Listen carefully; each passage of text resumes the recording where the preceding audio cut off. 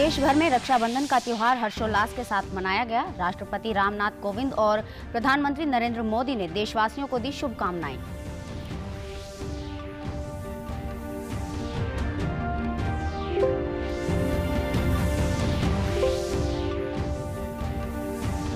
प्रदेश में भी उत्साह के साथ मनाया गया रक्षाबंधन।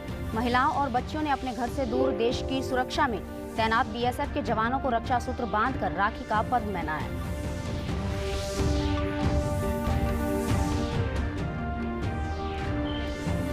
हरियाणा राज्य बाल कल्याण परिषद प्रदेश के शहीद परिवारों के बच्चों का 18 वर्ष की आयु तक शिक्षा का सारा खर्च करेगी निर्वहन।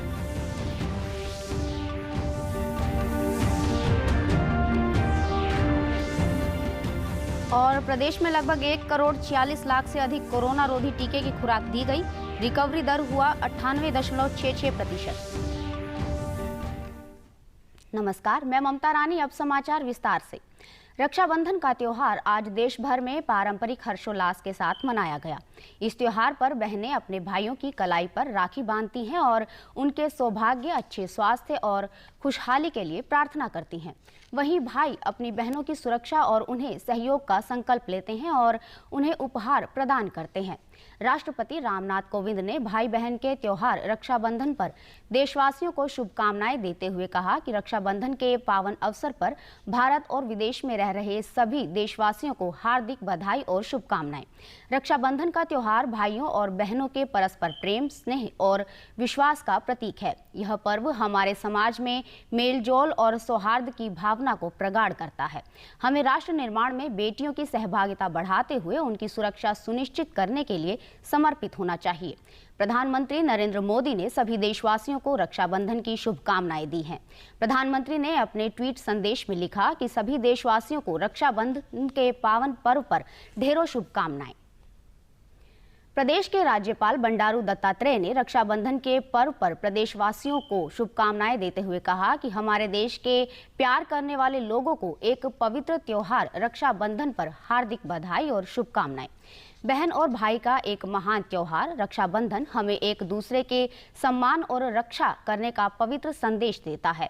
मुख्यमंत्री मनोहर लाल ने भी रक्षाबंधन पर ट्वीट कर प्रदेशवासियों को शुभकामनाएं देते हुए कहा कि भाई बहन के अटूट प्रेम के प्रतीक रक्षाबंधन पर्व पर समस्त देश और प्रदेशवासियों को हार्दिक शुभकामनाएं। आइए इस पावन पर्व पर बहन बेटियों की रक्षा का संकल्प ले और उनकी तरक्की की कामना करें। उप मुख्यमंत्री दुष्यंत चौटाला ने भी रक्षाबंधन पर ट्वीट कर कहा कि एक बहन के लिए भाई से प्यारा कुछ भी नहीं होता और एक भाई के लिए बहन के स्नेह से बड़ा कुछ भी नहीं होता। रक्षाबंधन के पवित्र पर्व की हार्दिक शुभकामनाएं।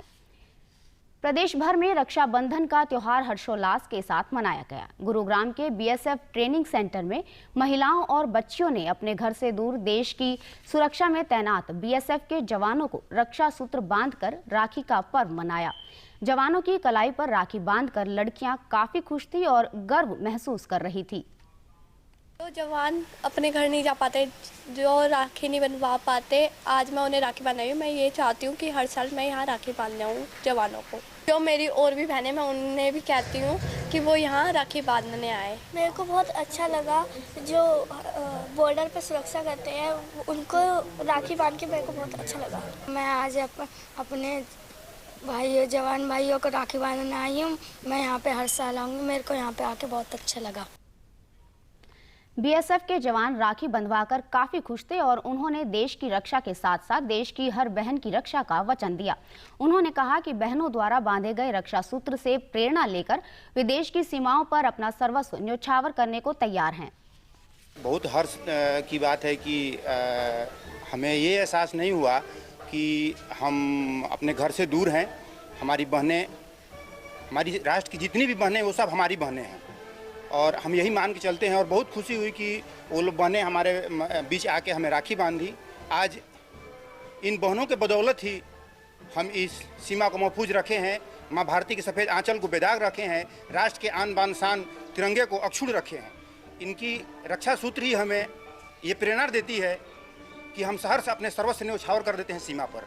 इन बहनों के रक्षा सूत्र में इतनी ताकत है। बच्चों ने राखी बांधी हमारे को, ये हमारे को बहुत ही अच्छा प्रोग्राम लगा। कुछ जवान हमारे ऐसे हैं जो कि रक्षाबंधन के पर्व पे अपने घर नहीं जा पाते हैं, तो उस प्रोग्राम को हम बच्चे घर नहीं जाने की खुशी में हम यहाँ पर अपने बच्चों राखी बंधवा रहे हैं। हमें बहुत अच्छा लगा। ये छोटी बच्चियाँ, हम घर जा नहीं पाते हैं तो हम चाहते हैं कि हमेशा आए और जैसे हम देश की रक्षा करते हैं इसे हम अपने बहनों की रक्षा करें। हमें बड़ा गर्व महसूस हुआ, अच्छा लगा। रक्षाबंधन के त्योहार पर बहनें जेल में बंद अपने भाइयों को राखी बांधने पहुंची। हिसार की सेंट्रल जेल में बहनों ने अपने भाइयों को राखियां बांधी और भाइयों ने भविष्य में अपराध छोड़कर अच्छा नागरिक बनने का वचन भी दिया। जेल के उप अधीक्षक ने बताया कि रक्षाबंधन पर सरकार के आदेशानुसार जेल में बंद कैदियों से उनकी बहनों को मिलने दिया गया और उनकी बातचीत करवाई गई। राखी बांधने आ रही बहनों को जेल में किसी प्रकार की परेशानी ना हो, इसके लिए जेल प्रशासन द्वारा विशेष प्रबंध भी किए गए थे। कल 12 बजे आदेश आए हैं डीजी महोदय साहब के भी सभी बंदियों के बहनों की राखी बंधाना है, तो हमने बाहर 2-3 गार्ड लगा दी है लिखने वालों की। यहाँ भी 2-3 सिपाहियों की एक्स्ट्रा ड्यूटी लगाई है। सभी बहनों की राखी बंधा रहे हैं और राखी को सैनिटाइजर कर अंदर बंदी को पकड़ा रहे हैं। कोरोना टाइम का विशेष ध्यान रखा जा रहा है और कोई बहन न छूटे, इसका पूरा प्रबंध किया गया है। जेल में राखी बांधने पहुंची बहनों ने कहा कि उन्हें अपने भाइयों से मिलकर काफी खुशी हुई। राखी के त्योहार पर उन्होंने अपने भाई से उपहार में दोबारा अपराध नहीं करने का वादा लिया है, ताकि अगले वर्ष वे घर पर ही रक्षाबंधन का पर्व मना सके। चाहती हूँ बहुत दिन हो गए, मैं थोड़ा मन सही हो जाएगा एकदम। भाई के वगैरह अपने पता है त्योहार कितना अच्छा है, मिट्टे के लिए भी तरसते हैं, सब चीज के लिए तरसते हैं। 2 भाई हैं मेरे, छोटे हैं मेरे से। जी फैसला तो बढ़िया लिया सरकार ने, भाई बहन भाई का मिलन करवा दिया। कोई 2 साल के अंदर है, कोई 3 साल के अंदर है। आज मिलने के लिए आए हैं भाई से। भाई बहुत बहुत धन्यवाद है सरकार ने जो यहाँ कर दी सकी। बहुत बढ़िया तरीका है वैसे तो सरकार का, लॉकडाउन करके थोड़ा मेंटेन भी कर रहे हैं अपने आप को। प्रोसेस तो लंबा है ही काफ़ी, तो बहुत अच्छा लग रहा है। हरियाणा राज्य बाल कल्याण परिषद द्वारा शिक्षा परियोजना के माध्यम से शहीदों के बच्चों के लिए महत्वपूर्ण कदम उठाया गया है। चंडीगढ़ में इस बारे में जानकारी देते हुए हरियाणा राज्य बाल कल्याण परिषद के मानद महासचिव प्रवीण अत्री ने कहा कि प्रदेश के शहीद परिवारों के बच्चों का 18 वर्ष की आयु तक शिक्षा का सारा खर्च हरियाणा राज्य बाल कल्याण परिषद उठाएगी। उन्होंने कहा कि इस संबंध में सैनिक बोर्ड से शहीद परिवारों की सूची मांगी गई है, ताकि हर जरूरतमंद बच्चे को शिक्षा दिलाई जा सके। उन्होंने बताया कि सरकारी स्कूलों के साथ साथ निजी स्कूलों में शिक्षा प्राप्त कर रहे शहीद परिवारों के बच्चों का परिषद द्वारा पढ़ाई का खर्च उठाया जाएगा। हरियाणा में जितने भी शहीद हुए हैं उनके बच्चों के लिए 18 साल की उम्र तक के लिए उनकी जो एजुकेशन होगी उसका सारा खर्चा हरियाणा राज्य बाल कल्याण परिषद उठाएगी, चाहे वो एडमिशन का खर्चा हो, चाहे वो स्टेशनरी का खर्चा हो। तो अब हमने जितने भी हरियाणा में, चाहे वो आर्मी के हों, चाहे वो नेवी के हों, चाहे वो पैरामिलिट्री फोर्सेस के हों, जितने भी शहीद हुए हैं उनकी परिवारों को ये भेजा है हर डिस्ट्रिक्ट से कि आपके जो 18 साल तक की बच्चे की एजुकेशन हरियाणा राज्य बाल कल्याण परिषद द्वारा की जाएगी। और अब तक जो हमारे बच्चे लगभग 800 बच्चे के आसपास हमारे पास आने का ये डाटा आया है। शहीद परिवार के सदस्यों और बच्चों ने परिषद के इस कदम का स्वागत करते हुए कहा कि परिषद द्वारा निःशुल्क शिक्षा प्रदान करने से हमारा भविष्य काफी सुरक्षित हो जाएगा। उन्होंने कहा कि परिषद के इस कदम से शहीद परिवार का कोई भी बच्चा शिक्षा से वंचित नहीं रहेगा। तो इस कार्य के लिए हम परिषद को धन्यवाद करना चाहते हैं, जिससे बहुत से असहाय बच्चों को सहायता मिली है कुछ करने की। कुछ एक नई मोटिवेशन फैक्टर आया है कि हम भी अपने माता पिता जो हमारे शहीद हुए हैं उनकी तरह कुछ करें और कुछ ऐसा करके दिखाएं कि जिससे हमारे माता पिता और सबका नाम रोशन हो। परिषद के इस कदम से हम जैसे परिवार को, जो शहीद परिवार से बिलोंग करते हैं, उनकी शिक्षा में बहुत सहारा मिलेगा और वो लोग अपने आप को शिक्षित के साथ साथ हम अपने पूरे परिवार को शिक्षित कर सकते हैं और उन्हें आगे लेकर जा सकते हैं। परिषद का यह कदम काफ़ी सराहनीय और रिस्पेक्टेबल है उन सभी सोल्जर्स के लिए जो शहीद हो चुके हैं, क्योंकि अक्सर कार यही होता है कि सरकार शहीदों को मुआवजा दे करके उनको पूरी ज़िंदगी के लिए भूल जाती है। पर अगर हमें बाल परिषद सारी ज़िंदगी के लिए एजुकेशन, स्टेशनरी, ये सभी चीज़ें फ्री में प्रोवाइड करेगा, तो हमारा फ्यूचर काफ़ी सिक्योर हो जाएगा। स्वास्थ्य और परिवार कल्याण मंत्रालय के मुताबिक देश में पिछले 24 घंटों में 30,000 से अधिक कोविड के नए मामले सामने आए हैं। वहीं कुल सक्रिय मामलों का आंकड़ा 3,53,398 है, जो कि पिछले 152 दिनों में सबसे कम है। इससे रिकवरी दर 97.57% हो गई है। केंद्रीय स्वास्थ्य एवं परिवार कल्याण मंत्रालय के मुताबिक राष्ट्रव्यापी टीकाकरण अभियान के तहत देश में अब तक कोरोना रोधी टीके की 58,14,89,000 से अधिक खुराक दी जा चुकी है।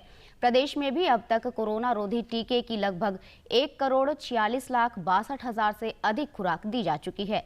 प्रदेश में कोविड से 7,59,000 लोग स्वस्थ हो चुके हैं, जबकि 675 मामले सक्रिय हैं। रिकवरी दर बढ़कर 98.66% हो गई है।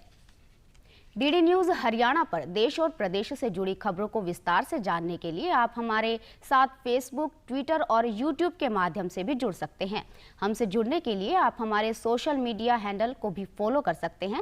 अब आप अपने मोबाइल फोन से QR कोड स्कैन कर हमारे यूट्यूब चैनल पर सीधे पहुंच सकते हैं। टोक्यो में संपन्न हुए ओलंपिक खेलों में भारतीय महिला हॉकी टीम की उपकप्तान व गोलकीपर के तौर पर बेहतर प्रदर्शन करने वाली सविता पूनिया का अपने गांव में लौटने पर जोरदार स्वागत किया गया। गांव जोधका के ग्रामीणों ने सविता पूनिया को सम्मानित भी किया। सविता पूनिया ने कहा कि गांववासियों द्वारा सम्मानित करने से वे बहुत खुश हैं। उन्होंने इसके लिए ग्रामीणों का आभार जताया और जिला प्रशासन से गाँव में खिलाड़ियों के लिए बेहतर व्यवस्था करने का अनुरोध किया। अच्छा प्रोग्राम किया गया है और शायद ये एक एथलीट के लिए बहुत ज़रूरी होता है। जब भी वो खेल के आता है तो उसको वो मान सम्मान मिलता है, तो एक मोटिवेशन मिलता है कि ओके, उनको वो खुशी मिलती है कि ओके मुझे देख रहे हैं या मुझे मेरे परिवार को वो मान सम्मान दिया जाता है, तो मुझे आगे और भी अच्छा करना है। या मुझे देख के बाकी पेरेंट्स अगर अपने बच्चों को आगे निकालते हैं तो ऑफकोर्स बहुत ज़्यादा अच्छा लगता है। और आज यहाँ पे सब इतने लोग इकट्ठे हुए, सबने इतनी ब्लेसिंग दी, तो बहुत अच्छा लग रहा है। सविता पूनिया के पिता ने कहा कि ओलंपिक्स में बेहतर प्रदर्शन कर देश का नाम रोशन करने पर उन्हें अपनी बेटी पर गर्व है। बच्चों पे विश्वास करें, उनको कॉन्फिडेंस में लें और उनकी सपोर्ट करें और आगे उनको बढ़ने और बढ़ाने के लिए अपने पास जितना सामर्थ्य है उस सामर्थ्य के हिसाब से बच्चों को आगे बढ़ने के लिए हम उनकी सहायता करें, उनको मोटिवेट करें और घर से अच्छे संस्कार देकर उनको घर से भेजें और जाओ बेटा अपना काम ईमानदारी से। ग्रामीणों ने सविता पूनिया का स्वागत करते हुए ओलंपिक्स में उनके प्रदर्शन की सराहना की और उनके उज्जवल भविष्य की कामना की। के लिए यही कहेंगे कि भगवान उनकी लंबी उम्र करे, आशीर्वाद दे और वो देश के लिए हमेशा ही मेडल जीतते रहे। आगे इसके बाद में एशियाड होना है, वहाँ पे हमें गोल्ड की उम्मीद है। कॉमनवेल्थ है, वहाँ पे गोल्ड की है। और जो 2024 के अंदर जो पेरिस में ओलंपिक होना है उसमें भी हमें पूरा उम्मीद है कि वो गोल्ड मेडल लेके आएगी और इसी प्रकार से हमें पूरे गांव को, देश को खुश होने का मौका देंगे। बहुत खुशी का पल है कि हमारे लिए सीता ने इतना गांव के लिए इतना किया, उन नाम रोशन किया। उनकी बदौलत ही आज गांव का नाम सुर्खियों में है और हमारे यहाँ से स्कूल की ज़मीन से निकल के वो अपनी मेहनत के बलबूते आज इंटरनेशनल लेवल पे पहुंची है। हमें एक ही दरख्वास्त है प्रशासन से भी कि हमें आने वाली पीढ़ी के लिए, क्योंकि और बच्चे निकले, उसके लिए हम स्टेडियम की मांग बार बार रखते हैं ताकि और आगे बच्चे आएँ और खेलों में अपना नाम रोशन कर सकें। प्रदेश के किसान खरीफ की फसल के लिए मेरी फसल मेरा ब्यौरा पोर्टल पर 31 अगस्त तक पंजीकरण करवा सकते हैं। फरीदाबाद के उपायुक्त जितेंद्र यादव ने बताया कि किसानों के लिए अपनी खरीफ फसलों का पंजीकरण मेरी फसल मेरा ब्यौरा पोर्टल पर करवाना आवश्यक है, ताकि किसान कृषि विभाग द्वारा चलाई जा रही विभिन्न योजनाओं और अपनी फसल को अनाज मंडी में बेचने में सुविधा का लाभ ले सके। किसान अपना पंजीकरण किसी भी CSC सेंटर में जाकर करवा सकते हैं। अंत में इस बुलेटिन के मुख्य समाचार एक बार फिर।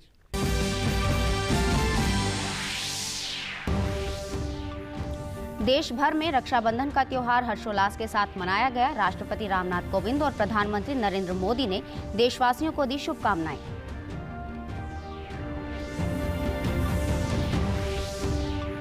प्रदेश में भी उत्साह के साथ मनाया गया रक्षाबंधन। महिलाओं और बच्चों ने अपने घर से दूर देश की सुरक्षा में तैनात BSF के जवानों को रक्षा सूत्र बांधकर राखी का पर्व मनाया।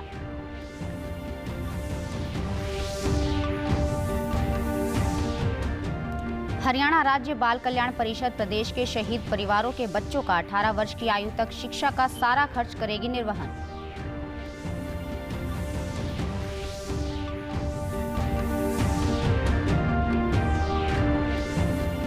और प्रदेश में लगभग 1,46,00,000 से अधिक कोरोना रोधी टीके की खुराक दी गई। रिकवरी दर हुआ 98.66%। सभी दर्शकों से अपील है कि आप जब भी घर से बाहर निकले तब मास्क जरूर पहनें, 2 गज की दूरी बनाए रखें और एक नियमित अंतराल पर अपने हाथ धोते रहें। और अगर आप पात्र हैं तो टीकाकरण अवश्य करवाएं, तभी आप कोरोना महामारी से बच सकते हैं। आज के बुलेटिन में बस इतना ही। नमस्कार।